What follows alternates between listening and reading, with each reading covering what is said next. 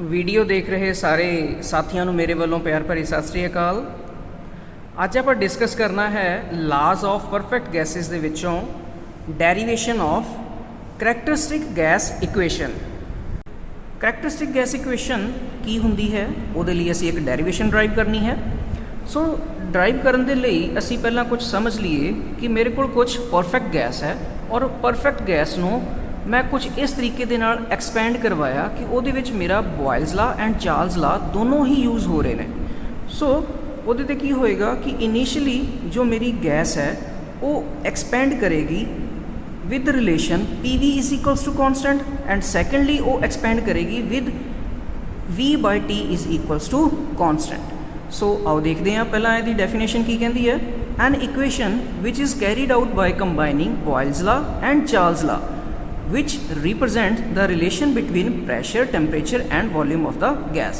ਕਿ ਇਹਦੇ ਵਿੱਚ ਵੀ ਉਹੀ ਦੱਸਿਆ ਗਿਆ ਹੈ ਕਿ ਅਸੀਂ ਇਸ ਦੇ ਵਾਸਤੇ ਬੋਇਲਜ਼ ਲਾ ਤੇ ਚਾਰਲਸ ਲਾ ਨੂੰ ਕੰਬਾਈਨ ਕਰਕੇ ਇੱਕ ਇਕੁਏਸ਼ਨ ਜਨਰੇਟ ਕਰਨੀ ਹੈ ਜਿਹੜੀ ਕਿ ਰਿਲੇਸ਼ਨਸ ਨੂੰ ਰਿਪਰੈਜ਼ੈਂਟ ਕਰੇਗੀ in between pressure, temperature and volume.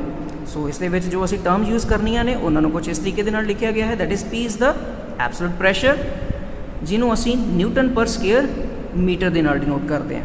Next is volume. Volume ਨੂੰ ਅਸੀਂ ਨੋਟ ਕਰਦੇ ਹਾਂ ਦੈਟ ਇਜ਼ ਕਿਊਬਿਕ ਮੀਟਰ ਦੇ ਨਾਲ। ਨੈਕਸਟ ਹੈ that is mass of the gas small m ਜਿਹਨੂੰ ਅਸੀਂ ਕੇਜਿਸ ਦੇ ਵਿੱਚ ਡਿਨੋਟ ਕਰਦੇ ਹਾਂ। ਕੈਪੀਟਲ R ਇਹ ਸਾਡਾ ਕਰੈਕਟਰਿਸਟਿਕ ਗੈਸ ਕਾਂਸਟੈਂਟ ਹੈ ਜਿਸ ਨੂੰ ਅਸੀਂ ਜਾਊਲ ਪਰ kg ਕੈਲਵਿਨ ਦੇ ਵਿੱਚ ਡਿਨੋਟ ਕਰਦੇ ਹਾਂ। Next is capital T absolute temperature of the gas ਜਿਹਨੂੰ ਅਸੀਂ ਕੈਲਵਿਨਸ ਦੇ ਵਿੱਚ ਡਿਨੋਟ ਕਰਦੇ ਹਾਂ। ਨੈਕਸਟ ਅਸੀਂ ਦੇਖ ਪਾ ਰਹੇ ਹਾਂ ਇੱਕ ਗ੍ਰਾਫ ਪਲਾਟ ਕੀਤਾ ਗਿਆ ਹੈ that in between pressure and volume, ਜਿਹਦੇ ਵਿੱਚ ਮੈਂ ਕੁਝ ਇਸ ਤਰੀਕੇ ਨਾਲ ਰਿਪਰੈਜ਼ੈਂਟ ਕੀਤਾ ਹੈ ਕਿ ਫਸਟਲੀ ਜੋ ਗੈਸ ਹੈ ਉਹ ਐਕਸਪੈਂਡ ਕਰ ਰਹੀ ਹੈ from 1 to 1 dash, then 1 dash to 2। तो 1 ਤੋਂ 1 ਡੈਸ਼ ਜੋ ਮੇਰੇ ਕੋ ਐਕਸਪੈਂਡੇਸ਼ਨ ਹੋ ਰਹੀ ਹੈ ਦੈਟ ਇਜ਼ ਅਕੋਰਡਿੰਗ ਬੋਇਲਜ਼ ਲਾ, ਜੋ ਕਹਿ ਰਿਹਾ ਸਾਨੂੰ ਦੈਟ ਇਜ਼ ਟੈਂਪਰੇਚਰ ਕੌਨਸਟੈਂਟ ਹੋਣ 'ਤੇ ਸਾਡਾ ਜੋ PV ਦਾ ਪ੍ਰੋਡਕਟ ਹੋਏਗਾ ਉਹ ਵੀ ਸਾਡਾ ਕੌਨਸਟੈਂਟ ਹੋਏਗਾ। And secondly 1 dash to second ਇੱਥੇ ਸਾਡਾ ਓਬੇ ਹੋ ਰਿਹਾ ਦੈਟ ਇਜ਼ ਚਾਰਲਸ ਲਾ, ਜੋ ਕਹਿੰਦਾ ਹੈ ਕਿ ਅਗਰ ਮੈਂ ਕਿਸੇ ਪ੍ਰੋਸੈਸ ਦਾ ਪ੍ਰੈਸ਼ਰ ਕੌਨਸਟੈਂਟ ਕਰ ਦੇਵਾਂ ਤਾਂ ਉਸ ਟਾਈਮ ਜੋ ਮੇਰੇ ਕੋਲ V/T ਦਾ ਪ੍ਰੋਡਕਟ ਜੋ ਮੇਰੇ ਕੋਲ ਇੱਕ ਰੇਸ਼ੋ ਹੋਏਗੀ ਉਹ ਵੀ ਕੌਨਸਟੈਂਟ ਹੋਏਗੀ। ਸੋ ਇਸ ਦੇ ਅਕੋਰਡਿੰਗਲੀ ਅਸੀਂ ਦੇਖਦੇ ਹਾਂ ਜੀ ਨੈਕਸਟ ਸਾਡੇ ਕੋਲ ਜੋ ਇਕੁਏਸ਼ਨਸ ਬਣਦੀਆਂ ਨੇ। ਤਾਂ ਫਸਟ ਪਾਰਟ ਦੇ ਵਿੱਚ ਅਸੀਂ ਕੀ ਕੀਤਾ, ਉਸੇ ਹੀ ਗੈਸ ਨੂੰ ਐਕਸਪੈਂਡ ਕਰਵਾਇਆ ਫਰੋਮ 1 to 1 ਡੈਸ਼, ਜਿੱਥੇ ਸਾਡਾ ਟੈਂਪਰੇਚਰ ਕੌਨਸਟੈਂਟ ਸੀ। ਇੱਥੇ ਸਾਡਾ ਕਿਹੜਾ ਲਾ ਯੂਜ਼ ਹੋ ਰਿਹਾ ਦੈਟ ਇਜ਼ ਬੋਇਲਜ਼ ਲਾ। ਤਾਂ ਬੋਇਲਜ਼ ਲਾ ਕੀ ਕਹਿੰਦਾ ਹੈ ਕਿਸੇ ਇੱਕ ਪੁਆਇੰਟ 'ਤੇ ਜਿੰਨਾ ਪ੍ਰੈਸ਼ਰ ਤੇ ਵੋਲਿਊਮ ਦਾ ਪ੍ਰੋਡਕਟ ਹੋਏਗਾ ਉਹ ਸੈਕਿੰਡ ਪੁਆਇੰਟ ਦੇ ਪ੍ਰੈਸ਼ਰ ਤੇ ਵੋਲਿਊਮ ਦੇ ਬਰਾਬਰ ਹੋਏਗਾ। ਸੋ ਇੱਥੇ ਸਾਡੇ ਕੋਲ ਕੀ ਆ ਗਿਆ that is P1V1 is equals to P1 dash and V1 dash ਦਾ ਪ੍ਰੋਡਕਟ। ਸੋ ਇਸੇ ਤਰੀਕੇ ਦੇ ਨਾਲ ਹੀ ਸਾਨੂੰ ਇੱਥੇ ਪਤਾ ਹੈ ਕਿ ਜੋ ਸਾਡੀ P1 ਡੈਸ਼ ਦੀ ਵੈਲਿਊ ਹੈ ਉਹ P2 ਡੈਸ਼ ਦੇ ਬਰਾਬਰ ਹੈ। ਕਿਉਂ? ਕਿਉਂਕਿ ਇਸ ਜਗ੍ਹਾ 'ਤੇ ਅਸੀਂ ਜੋ ਪ੍ਰੈਸ਼ਰ ਲਿਆ ਹੈ ਉਹ ਬਰਾਬਰ ਲਿਆ ਹੈ ਸੈਕਿੰਡ ਪੁਆਇੰਟ ਦੇ ਉੱਤੇ, ਜਿਵੇਂ ਕਿ ਅਸੀਂ ਉੱਤੇ ਡਾਇਗਰਾਮ ਦੇ ਵਿੱਚ ਦੇਖ ਰਹੇ ਹਾਂ, ਗ੍ਰਾਫ ਦੇ ਵਿੱਚ ਦੇਖ ਰਹੇ ਹਾਂ ਕਿ ਅਸੀਂ ਜੋ ਨੀਚੇ ਵਾਲਾ ਪੁਆਇੰਟ ਹੈ ਉੱਥੇ P1 dash is equals to P2 ਦੇ ਬਰਾਬਰ ਹੈ। ਸੋ ਇੱਥੇ ਜੋ ਮੇਰੀ ਇਕੁਏਸ਼ਨ ਬਣੀ ਸੀ ਫਿਰ that is P1 dash V1 dash is equals to P1 V1।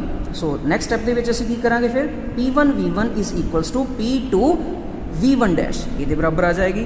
Next second part ਜੋ ਹੈ ਸਾਡਾ ਉਹ ਸੈਕਿੰਡਲੀ ਕਿਸ ਦੇ ਅਕੋਰਡਿੰਗਲੀ ਚੇਂਜ ਹੋਏਗਾ that is as per according to the Charles law, ਇਸ ਇਕੁਏਸ਼ਨ ਦੇ accordingly that is V/T is equals to constant. So ਇਹਦੇ ਅਕੋਰਡਿੰਗਲੀ ਚੇਂਜ ਕਰਦੇ ਹਾਂ ਦੈਟ ਇਜ਼ ਸਾਡੇ ਕੋਲ ਸੈਕਿੰਡ ਇਕੁਏਸ਼ਨ ਦੇ ਵਿੱਚ ਆ ਗਿਆ ਫਿਰ ਕਿ V1 dash upon T1 dash is equals to V2/T2। ਔਰ ਸੈਕਿੰਡਲੀ ਸਾਨੂੰ ਇਹ ਵੀ ਚੀਜ਼ ਪਤਾ ਹੈ ਕਿ V1 dash over T1 dash ਇਹ ਬਰਾਬਰ ਆ ਗਿਆ that is V2/T2 because of ਜੋ ਸਾਡੇ ਕੋਲ T1 ਡੈਸ਼ ਹੈ ਉਹ T1 ਦੇ ਬਰਾਬਰ ਹੈ। ਸੋ ਇੱਥੋਂ ਸਾਡੀ ਜੋ ਇਕੁਏਸ਼ਨ ਸੀਗੀ ਉਹ ਚੇਂਜ ਹੋ ਗਈ ਕਿ ਸਾਡੇ ਕੋਲ T1 ਡੈਸ਼ ਦੀ ਜਗ੍ਹਾ 'ਤੇ ਅਸੀਂ T1 ਨੋਟ ਕਰ ਲਿਆ। ਸੋ ਇੱਥੋਂ ਹੀ ਅਸੀਂ ਹੁਣ ਕੀ ਕੀਤਾ V1 ਡੈਸ਼ ਦੀ ਵੈਲਿਊ ਕੈਲਕੂਲੇਟ ਕਰ ਲਈ। V1 ਡੈਸ਼ ਦੀ ਵੈਲਿਊ ਮੇਰੇ ਕੋਲ ਆ ਗਈ that is V2/T2। Next step ਮੇਰਾ ਆਇਆ that is V1 dash is equals to V2/T2 into T1। ਇਹਨੂੰ ਮੈਂ ਕਹਤਾ ਇਕੁਏਸ਼ਨ ਨੰਬਰ ਸੈਕਿੰਡ। ਸੋ ਇਸ ਇਕੁਏਸ਼ਨ ਨੂੰ ਸੈਕਿੰਡ ਨੂੰ ਮੈਂ ਇਕੁਏਸ਼ਨ ਨੰਬਰ 1 ਦੇ ਵਿੱਚ ਜੇ ਪੁੱਟ ਕਰਾਂਗਾ, ਮਤਲਬ ਜੋ ਇੱਥੇ ਮੇਰੀ ਇਕੁਏਸ਼ਨ ਆਈ ਸੀ P1 V1 is equals to P2 V1 dash. So ਇੱਥੇ ਜੋ V1 ਡੈਸ਼ ਆਇਆ ਇਹਦੀ ਜਗ੍ਹਾ ਤੇ ਹੁਣ ਮੈਂ ਵੈਲਿਊ ਪੁੱਟ ਕਰਾਂਗਾ ਜੋ ਇੱਥੇ v1 ਡੈਸ਼ ਦੀ ਮੈਂ ਵੈਲਿਊ ਕੈਲਕੂਲੇਟ ਕੀਤੀ ਹੈ। ਸੋ ਅਸੀਂ ਇਕੁਏਸ਼ਨ ਨੰਬਰ 1 ਦੇ ਵਿੱਚ v1 ਡੈਸ਼ ਦੀ ਵੈਲਿਊ ਪੁੱਟ ਕੀਤੀ, ਜੋ ਸਾਡੇ ਕੋਲ ਰਿਜ਼ਲਟ ਸਾਹਮਣੇ ਆਇਆ, that is P1 V1 is equals to P2 V2 upon T2 into T1। So ਇਹਨੂੰ ਥੋੜ੍ਹਾ ਜਿਹਾ ਸਿੰਪਲੀਫਾਈ ਕੀਤਾ। T1 ਟੈਂਪਰੇਚਰ ਵੀ ਮੈਂ ਦੂਸਰੀ ਸਾਈਡ ਲੈ ਗਿਆ, इधर वाली साइड क्रॉस मल्टीप्लाई करता, सो मेरे को इक्वेशन आई that is P1 V1 over T1 is equals to P2 V2 over T2।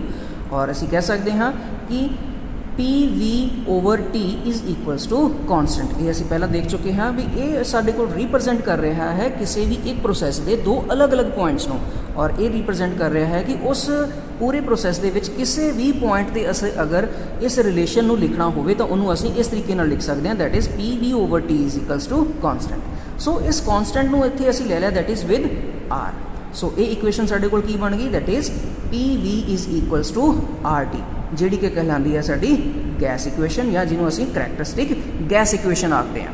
So PV is equals to RT is called as characteristic gas equation if, next ਅਸੀਂ condition ਦਿੱਤੀ ਕਿ if m is the mass of the given gas, ਕਿ ਜੇ ਅਸੀਂ ਲੈ ਲਈਏ ਕਿ given ਜੋ ਅਸੀਂ ਮਾਸ ਗੈਸ ਲਈ ਹੈ ਉਸ ਦਾ ਮਾਸ ਹੈ ਸਾਡੇ ਕੋਲ that is small m। So ਇਹੀ ਇਕੁਏਸ਼ਨ ਸਾਡੇ ਕੋਲ ਕੀ ਬਣ ਜਾਏਗੀ, that is PV is equals to mRT।